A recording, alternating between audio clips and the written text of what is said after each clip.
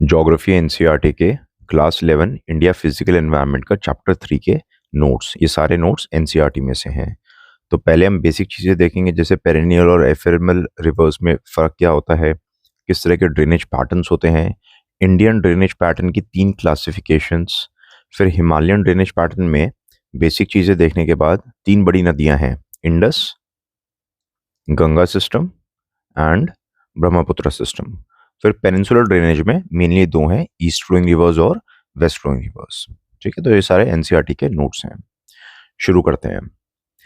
Perennial और ephemeral reverse में क्या फ़र्क होता है? पेरेनियल रिवर्स में हमेशा पानी होता है और इनमें सिर्फ रेनी सीजन में पानी होता है, अदरवाइज ये ड्राई रहती हैं, राइट। जैसे कि माउंटेन्स वाली नदियाँ जनरली हमेशा पानी की रहती हैं और प्लेन्स वाली नदियाँ अक्सर जो हैं वो गर्मियों में सूख जाती हैं। क्या रीज़न है? सिंपल सी बात है कि यहाँ पे इनके पास एक फ्रिज होता है, पहाड़ों में फ्रिज होता है जिससे धीरे-धीरे बर्फ पिघलती रहती है, यानी कि ग्लेशियर्स होते हैं, राइट। तो क्योंकि वो ग्लेशियर 1-2 दिन में नहीं पिघलते, उनको पूरा साल लगता है और जब तक वो पिघल जाते हैं तब तक नया नया पानी आ जाता है, फिर से पानी जम जाता है।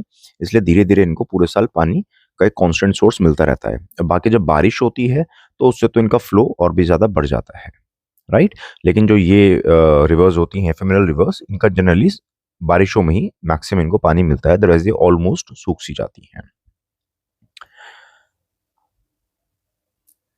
कैचमेंट एरिया और ड्रेनेज बेसिन में क्या फर्क होता है? आप ऐसे सोचो कि मान लो ये कोई पहाड़ है, यहाँ पे थोड़ा सा पानी इकट्ठा हुआ, यहाँ पे हुआ, ये जो सारी यहाँ पे जो भी यहाँ पे पानी आएगा, वो पानी धीरे धीरे ग्रेविटी की वजह से इसी डायरेक्शन में आएगा, है ना। तो फिर इसीलिए हम ये कहेंगे कि यहाँ से जितना भी पानी आता है वो ये जो नदी है उस सारे पानी को कैच कर लेती है, इस सारे एरिया के पानी को कैच कर लेती है और फिर यहाँ पे ले आती है। तो ये हो गया पानी का, इस रिवर का कैचमेंट एरिया, राइट। लेकिन अकेली नदी तो होगी नहीं, ऐसी बहुत सी नदियां होंगी। हम जिस नदी की बात कर रहे हैं मे बी ये वाली नदी थी, ठीक है ना, जिसमें छोटे छोटे बहुत सारी रिवरलेट्स आ रही हैं। फिर ये नदियाँ और बहुत सारी से मिलेंगी, बहुत सारी ट्रिब्यूटरीज मिलेंगी और फाइनली एक बड़ी रिवर बनेगी।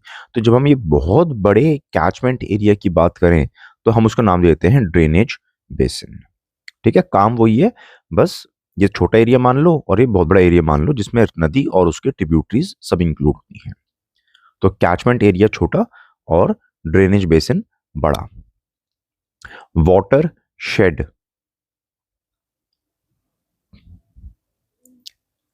जैसे ये इंडिया है, यहाँ पे हमने कहा कि ये जो नदियां हैं, जैसे इंडस सिस्टम है, ये सारी नदियां इधर जा रही हैं, राइट, और राइट वाली नदियां इधर हैं। तो ये जो आपको लाइन दिख रही है बीच में, आपके एनसीईआरटी का ही मैप है, ठीक है ना। तो ये जो दिख रहा है ये एक वाटर डिवाइड है, वाटर शेड है।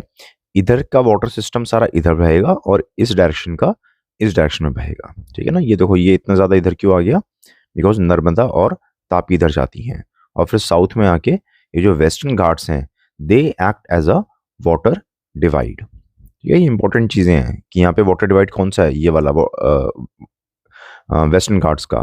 फिर ये आपका दिल्ली रीजन आ जाता है, दिल्ली हरियाणा। हमने पिछली क्लास में देखा था कि दिल्ली और हरियाणा के जो स्टेट्स हैं वो इन रिवर्स के बीच में, गंगा और इंडस सिस्टम के बीच में वाटर डिवाइड का काम करते हैं। तो वाटरशेड हो गया a line separating the drainage basins. What factors determine drainage pattern of an area? ये यूपीएससी पूछ सकता है इस तरीके से, है ना, और सारी चीज आपके एनसीईआरटी में दी हुई हैं। तो ऑब्वियसली बहुत सारी बातें हो सकती हैं।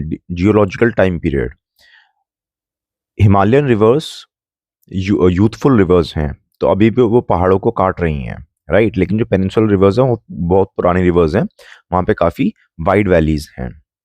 तो समय के साथ साथ रिवर्स का कोर्स भी बदलता है और आसपास के माउंटेन्स की ज्योग्राफी भी काफ़ी बदल जाती है। पीरियोडिसिटी ऑफ फ्लो, कुछ रिवर्स जैसे पेरेनियल होती हैं और कुछ में सिर्फ गर्मियों में पानी आता है। उनके नीचे के रॉक्स कैसे हैं?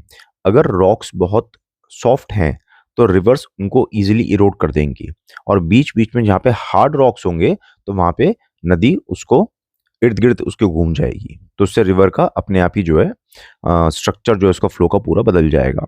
टोपोग्राफी कैसी है उस इलाके की, कितना पानी बहता है, अगर थोड़ा बहुत पानी बहता है या बहुत ज़्यादा, अगर बहुत ज़्यादा पानी बहता है तो नदी धीरे धीरे आसपास की ज्योग्राफी को भी बदल देगी। स्लोप कैसा है, अगर स्लोप बहुत ज़्यादा है तो रिवर अपने ही चैनल में कंस्ट्रक्ट रहेगी, लेकिन अगर स्लोप बहुत कम है, जैसे कि प्लेन्स में होता है, प्लेन्स इलाकों में स्लोप तो ज़्यादा होता नहीं, तो रिवर लेफ्ट राइट घूमेगी, मियांडरिंग करेगी, अगर उसके अंदर सेडिमेंट लोड ज़्यादा है तो। ठीक, तो ये वो मेन चीज़ें हैं, जैसे कि अगर रॉक्स हार्ड होंगे, अगर रॉक्स हार्ड नहीं है तो फिर वो इधर उधर चली जाएगी आराम से, लेकिन अगर रॉक्स बहुत ज़्यादा हार्ड हैं तो फिर जहाँ पे सॉफ्ट रॉक होगा उसके बीच में से नदी अपना रास्ता निकाल लेगी। फिर स्लोप पे डिपेंड करता है, ठीक है ना। और सर्दी इसको ग्लेशियर से भी पानी मिल रहा है या सिर्फ बरसातों से पानी मिल रहा है। और फिर जो मेच्योर सिस्टम होगा उसमें पहाड़ वहाड़ कम हो जाएंगे, लेकिन जो यूथफुल होगा उसमें पहाड़ बहुत ऊंचे ऊंचे होंगे, जैसे हमने कंपैरिजन किया था पिछली बार हिमालयन माउंटेन्स में और पेनिनसुलर माउंटेन्स में। पेनिनसुलर माउंटेन्स कैसे हैं, डिन्यूडेड एंड डिग्रेडेड, वो काफी ऊपर ऊपर से वो झड़ चुके हैं और उनका कोर सिर्फ बचा हुआ है। Types of drainage patterns, 4 types दिए हुए हैं एनसीईआरटी के अंदर, डेंड्रिटिक, रेडियल, ट्रेलिस और सेंट्रिपेटल। डेंड्रिटिक मतलब resembling the branches of a tree, जैसे पेड़ की ब्रांचेस होती हैं, राइट। जनरली ये पहाड़ों में देखा जाता है इस तरह का, ठीक है ना। इस तरह से सारी नदियाँ आती रहेंगी, मिलती रहेंगी और ये मेन नदी में ऐड हो जाएंगी, तो इस तरह का पहाड़ ये ट्री बन गया और ट्री की ये ब्रांचेस निकल रही हैं, लेकिन पानी नीचे की जगह ऊपर नहीं जा रहा, बल्कि ऊपर से इस तरह से नीचे की तरफ आ रहा है। रेडियल, पहाड़ से शुरू होती है और हर डायरेक्शन में बहती है। पहाड़ से यहाँ मान लो यहाँ पे कोई वाटर सोर्स है तो वाटर सोर्स हर तरफ जाएगा, है ना। ऊपर से देखोगे तो ऐसा लगेगा कि एक सेंटर पॉइंट से रेडियस की तरीके से हर जगह रेडियस निकल रहे हैं सर्कल के, राइट। इसका एग्जाम्पल क्या हो गया, इसका एग्जाम्पल हो गया Amarkantak range. Trellis, primary tributaries parallel flow करती हैं और सेकेंडरी ट्रिब्यूटरीज उन्हें राइट एंगल पे ज्वाइन करती हैं, इस तरीके से। आपको एक डायग्राम दिख रहा है, ठीक है ना। तो इस तरह से कि ये हॉरिजॉन्टल वाली हो गई और ये प्राइमरी ट्रिब्यूटरी है, कि मान लो यहाँ पे कोई बड़ी नदी बह रही थी, राइट, तो ये जो आ रही है ये आ रही है प्राइमरी ट्रिब्यूटरी, और जो सेकेंडरी और सेकेंड लेवल पे जो ट्रिब्यूटरी होंगी वो इनको इस तरह से जोड़ रही होंगी, इस तरह से आ रही होंगी, पानी कॉन्ट्रीब्यूट कर रही होंगी। ट्रेलिस हो गया। और जो सेंट्रीपिटल है वो रेडियल का उल्टा हो गया। यहाँ पे हमने कहा था कि बीच में से चारों तरफ पानी जाता है, लेकिन मान लो जैसे सांभर लेक है, ठीक है, रेगिस्तान में कोई लेक है, उसमें चारों तरफ जो है वो पहाड़ हैं, तो पहाड़ों से जितना पानी आ रहा है वो सारा बीच में जो डिप्रेशन है, गड्ढा है, उस गड्ढे में आके कलेक्ट हो रहा है, तो ये हो गया सेंट्रीपिटल। कैसे याद रखोगे कि जो रेडियस है कहाँ से जाता है, आपने सर्कल बनाया, रेडियस बनाना है तो सेंटर से दूर लेकर जाओगे रेडियस को, तो रेडियल हो गया, है ना। और अगर आप मान लो मैरी गो राउंड जैसे किसी उसमें घूम रहे हो, फेयर में जो लगते हैं झूले वगैरह, राइट, तो उसमें आपके बाहर की तरफ, अगर आप सर्कमफ्रेंस पे आपके बाहर की तरफ लगती है सेंट्रीफ्यूगल फोर्स, और अंदर की तरफ ताकि आपका मोशन कंटिन्यू रह सके गोल गोल घूमने वाला, इसमें लगती है आपके अंदर की तरफ सेंट्रीपिटल फोर्स, है ना। तो जो अंदर की तरफ पानी आ रहा है बीच की तरफ वो हो गया सेंट्रीपिटल। ये होगा टाइप्स ऑफ ड्रेनेज पैटर्न्स। अब इंडियन ड्रेनेज सिस्टम को 3 तरह से क्लासिफाई किया जा सकता है। एक तो उसमें कितना ज़्यादा पानी है, राइट, तो अगर पानी बहुत ज़्यादा है, कैचमेंट एरिया बहुत ज़्यादा है, तो 20,000 स्क्वायर किलोमीटर से ज़्यादा, उसको मेजर रिवर बेसिन, 2,000 से 20,000 के बीच में तो मीडियम, और 2,000 से भी कम तो माइनर रिवर बेसिन। दूसरा है ओरिएंटेशन टू द सी, जैसे हमारा ये इंडिया है तो कुछ नदियाँ अरेबियन सी की तरफ जाती हैं और कुछ बे ऑफ बंगाल की तरफ, तो ये भी क्लासिफिकेशन कर सकते हैं। तो यहाँ से जितना पानी जा रहा है, ठीक है ना, जितना एरिया है, सॉरी, वो 23% एरिया अरेबियन सी वाली नदियाँ ड्रेन करती हैं और 77% एरिया बे ऑफ बंगाल वाली। एग्जाम्पल आपको पता ही है, वेस्ट फ्लोइंग और ईस्ट फ्लोइंग रिवर्स के, और उनके बीच में वाटर डिवाइड कौन सा है अरेबियन सी और बे ऑफ बंगाल ब्रांचेस के बीच में, डेली रिज, अरावलीज और सह्याद्री। अभी बताया था ना आपको, ऊपर मैंने मैप दिखाया था कि वाटर डिवाइड जो है वो इस तरह से घूमते हुए जाता है, राइट। तो सह्याद्री क्या है, सह्याद्री हमने पिछली क्लास में पढ़ा था, वेस्टर्न घाट्स का महाराष्ट्र में नाम है Sahyadris. Based on the origin, अब आगे हम यही क्लासिफिकेशन पढ़ने वाले हैं, ठीक है। पहले हम हिमालयन रिवर्स के बारे में पढ़ेंगे, फिर बाद में पेनिनसुलर रिवर्स के बारे में। जैसा हमने पिछली क्लास में पढ़ा था कि जो पेनिनसुलर माउंटेन्स वगैरह भी हैं वो भी बहुत पुराने हैं, राइट? तो वो काफ़ी हद तक झड़-झड़ के जो हैं वो बहुत छोटे से रह गए हैं। इसलिए पेनिनसुलर एरिया में हमें ज़्यादा ऊँचे माउंटेन्स नहीं दिखाई देते हैं। उनकी वैली भी फिर काफ़ी ब्रॉड होती है, राइट? और गहरी नहीं होती। भई जितने बड़े माउंटेन होंगे उतनी गहरी वैली हो गई, है ना? अगर माउंटेन ही छोटा है तो बहुत छोटी वैली हो गई। एब्सेंस ऑफ मिएंडर्स पेनिनसुलर एरिया में, इनका फिक्स्ड कोर्स होता है। हिमालयन में ये काफ़ी टॉर्टस इन माउंटेन्स, टॉर्टस मतलब ट्विस्टिंग, माउंटेन्स में काफ़ी ट्विस्टिंग होते हैं और प्लेन्स में आके मिएंडर्स बनाते हैं। जैसे ये आपका एग्जांपल हो गया पेनिनसुलर रिवर्स का। तो छोटे-छोटे माउंटेन्स हैं और रिवर्स का अपना फिक्स्ड कोर्स है, राइट? लेकिन जो पहाड़ों से रिवर आ रही हैं, ये माउंटेन में टॉर्टस होती हैं, यानी कि माउंटेन्स में जैसे-जैसे माउंटेन्स ज़िगज़ैग बने हुए हैं, उसी तरह से ये लेफ्ट राइट ट्विस्ट होते हुए आती हैं। क्योंकि ये जो नदियाँ हैं, ये काफ़ी हाई ऑल्टीट्यूड से नीचे आ रही हैं और हिमालय सेडिमेंट्री रॉक से बने हैं, इसलिए ये नदियाँ, माउंटेन वाली नदियाँ अपने साथ बहुत सारा सेडिमेंट लाती हैं। जब ये बहुत सारा सेडिमेंट प्लेन्स में आता है, तो फिर ये इकट्ठा होता रहता है, जमा होता रहता है और जब जमा होगा सेडिमेंट कहीं पे, तो नदी फिर अपना कोर्स चेंज करती रहेगी। इसलिए मेंडरिंग इफ़ेक्ट होता है। राइट। लेकिन ये जो अपने पेनिनसुलर इंडिया वाली रिवर्स हैं, ये अपने साथ बहुत ज़्यादा ऊंचे माउंटेन से तो आ नहीं रही, इनके पास सेडिमेंट लोड ज़्यादा है ही नहीं। जब सेडिमेंट लोड ही ज़्यादा नहीं है तो ये क्या ही डिपॉजिट करेंगी और क्यों ही फिर मियांडरिंग होगी, है ना? तो इसलिए इनमें मियांडरिंग नहीं होती, इनका फिक्स्ड कोर्स रहता है। ठीक, तो इसलिए अपना जो माउंटेन वाली रिवर है, क्योंकि वो मियांडर्स बनाएंगी तो अपना कोर्स भी, अपना रास्ता भी शिफ्ट करती रहेंगी। लेकिन जो पेनिनसुलर रिवर्स हैं, क्योंकि मियांडर नहीं बनाती, सिल्ट नहीं है ज़्यादा, इसलिए उनका कोर्स जैसा चल रहा है वैसा वो जैसा बह रही है वैसी बहती रहती हैं। हिमालयन माउंटेन रिवर्स को ग्लेशियर से पानी मिलता है, पूरे साल मिलता रहता है, धीरे धीरे बर्फ पिघलती रहती है, इसलिए पेरेनियल है। लेकिन peninsular reverse non perennial. Examples आपको पता ही है, राइट? तो अब हम करके पहले हिमालयन ड्रेनेज सिस्टम के मेन फीचर्स देख लेंगे, उसके बाद फिर दूसरे वाले पेनिनसुलर रिवर्स के, राइट? तो हिमालयन ड्रेनेज का बेसिक से आपको पता है कि 3 मेन सिस्टम्स है, Ganga, Indus, Brahmaputra. Nature of flow perennial है, क्योंकि बारिश और बर्फ दोनों से इनको पानी मिलता रहता है। लैंडफॉर्म्स कैसे हैं? माउंटेन्स में और प्लेन्स में। माउंटेन में हमने पिछला भी क्लास में पढ़ा था कि deep gorges I shaped valley kind of होते हैं, ये वी शेप्ड वैलीज होती हैं, रैपिड वाटरफॉल, ये सारे डायग्राम हम पिछली क्लास में देख चुके हैं पहले चैप्टर 2 में, राइट? और जब ये प्लेन्स में आ जाती हैं तो फिर ये बहुत सारा सिल्ट डिपॉजिट करती हैं, ऑक्सबो लेक बन जाते हैं, ब्रेडेड चैनल्स बन जाती हैं। वैलीज यहाँ पे फ्लैट होती है बिकॉज ऊंचे माउंटेन तो है नहीं प्लेन्स के अंदर, ऑब्वियस सी बात है। मियांडरिंग बहुत ज़्यादा करती हैं ये बिकॉज सिल्ट डिपॉजिट करती हैं। सौरव बिहार किसको कहते हैं? रिवर कोसी को, क्योंकि रिवर कोसी अपने साथ बहुत सारे सेडिमेंट्स लाती है। तो रिवर अपने साथ माउंटेन से बहुत सारे सेडिमेंट लाई, उसको डिपॉजिट किया, जब इसी प्लेन्स में आई।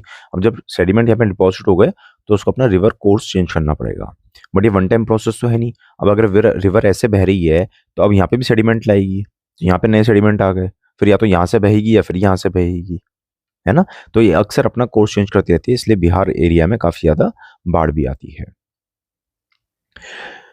एवोल्यूशन ऑफ हिमालयन ड्रेनेज, तो ऐसा कहा जाता है, जैसे अभी आपको क्या दिख रहा है,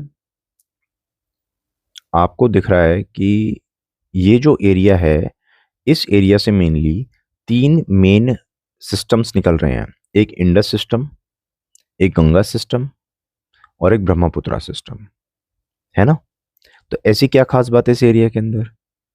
एक्चुअली क्या है, साइंटिस्ट ऐसा कहते हैं कि शायद पहले जो हिमालयाज़ बने उससे भी पहले से यहाँ से एक बहुत बड़ी नदी बहती थी, इस तरह से सिंगल नदी यहाँ से शुरू होती थी, एक नदी, और यहाँ से बहते हुए इस तरह से जाती थी। उसको क्या कहते हैं scientist? Indo Brahma river, right? ये नदी इस तरह से जाती थी। अब हिमालयाज़ बने, हिमालयाज़ एक तो बने और हिमालयाज़ के बनने के बाद भी यहाँ पे कुछ कुछ उथल पुथल चलती रही, जिसकी वजह से बीच में यहाँ पे एक अपलिफ्ट हुआ। यहाँ पे जब अपलिफ्ट हुआ यहाँ पे तो उसकी वजह से ये एरिया थोड़ा ऊपर की तरफ हो गया। अब एक बात सोचो कि अगर मान लो एक नदी इस तरह से बह रही थी और यहाँ पे एक हाई पॉइंट बन गया, यहाँ से धरती थोड़ी सी और उठ गई मान लो किसी वजह से, तो क्या होगा? उल्टी नदी बह जाएगी, तो पानी फिर यहाँ से इधर बहने लग जाएगा।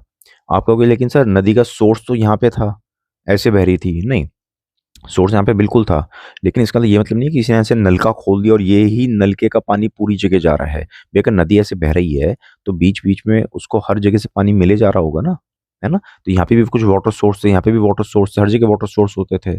तो बेसिकली एक नदी ऐसे जा रही थी, उसको हर जगह से पानी बीच बीच में मिलता रहता था। अब क्योंकि यहाँ पे एरिया थोड़ा सा उठ गया ऊपर की तरफ, तो फिर पानी यहाँ से इधर बहने लग गया। ठीक है ना, थोड़ा पानी इधर, ये एक सिस्टम बन गया, ये दूसरा सिस्टम बन गया। तो पानी के 3 बंटवारे हो गए, राइट। तो इसलिए कुछ नदियां यहाँ से जो निकलती हैं उन सबकी डायरेक्शन इस तरफ है, इस इधर इधर वालों की इस तरफ है और गंगा की इस तरफ है, राइट। दूसरी बात क्या हुई थी कि यहाँ पे जो माल्डा फॉल्ट हुआ था, पिछली क्लास में पढ़ा था। तो माल्डा फॉल्ट की वजह से क्या हुआ, ये एरिया ऊपर और ये एरिया और ज्यादा नीचे हो गया। ठीक है, तो ट्विस्टिंग इस तरह से हो गई। और जो हमारा पेनिनसुलर इंडिया था जैसे इस तरह से, तो ये जो फ्लैंक है, ये फ्लैंक थोड़ा नीचे की तरफ सबमर्ज हो गया। जब ये नीचे की तरफ थोड़ा सा सबमर्ज हो गया तो ये बन गई हमारी सबमर्ज्ड कोस्ट, राइट। तो ये पढ़ो, शिवालिक या इंडो ब्रह्मा बहुत ही प्राचीन नदी थी जो असम से, पंजाब से, सिंध से अरेबियन सी में जाती थी। लेकिन मियोसीन पीरियड के दौरान, ठीक है ना, हिमालय बनने से पहले भी और उसके बाद में भी काफी टाइम बाद फिर यहाँ पे जो है वो बीच में अपलिफ्ट हुआ। अपलिफ्ट की वजह से 3 मेन रिवर सिस्टम्स बन गए। तो वही चीज यहाँ पे दी हुई है, 2 कॉजेज दिए हुए हैं। प्लेस्टोसीन पीरियड में upheaval in the western Himalayas including the uplift of the Delhi ridge, ये बताया मैंने आपको कि ये वाला एरिया थोड़ा ऊपर की तरफ उठ गया। एंड दूसरा, down thrusting of the Malda gap between the Rajmahal hills and the Meghalaya plateau. Rajmahal hills यहाँ पे है और मेघालय प्लेटू यहाँ पे है। तो यहाँ पे माल्डा फॉल्ट बना, माल्डा फॉल्ट की वजह से ये एरिया थोड़ा नीचे की तरफ हो गया, राइट। एंड पूरा का पूरा जो सिस्टम है हमारा पेनिनसुलर इंडिया का, वो थोड़ा टिल्टेड भी है, यहाँ पे ऊपर की तरफ, यहाँ पे नीचे की तरफ, और जो कि हमें फ्लो ऑफ रिवर से भी दिखता है। ठीक है, तो ये चीजें हो गई। अब हम जितने भी चैप्टर्स डिस्कस कर रहे हैं, इनका छोटा सा हिस्सा जो है वो यूट्यूब पे आता है और पूरी क्लास पेड पोर्टल पे आती है। ठीक है, तो अब जो बाकी के चैप्टर है हम ये पूरा अपना इसमें देखेंगे, कोर्स पोर्टल पे देख रहे हैं वो। ओके, कोर्स पोर्टल का लिंक यूट्यूब के डिस्क्रिप्शन में मिल जाएगा।